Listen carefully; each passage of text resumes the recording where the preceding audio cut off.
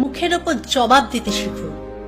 নিজের মধ্যে এমন একটা তেজ রাখুন যেটা হবে আপনার আত্মরক্ষার সহায়ক। ওই তেজটাই আপনার অস্ত্র।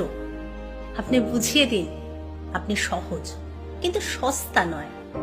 তবে তার জন্য লোকে আপনাকে অহংকারী বলবে, হয়তো খারাপ কথাও বলবে। লোকের কথায় কান দেবেন না।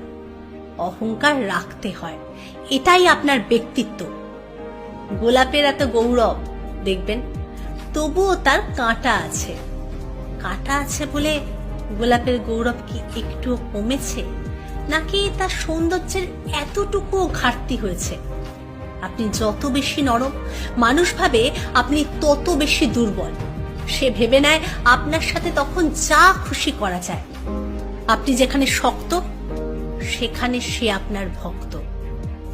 সাপুড়ের সাপ খেলা দেখায় বিষাক্ত সাপ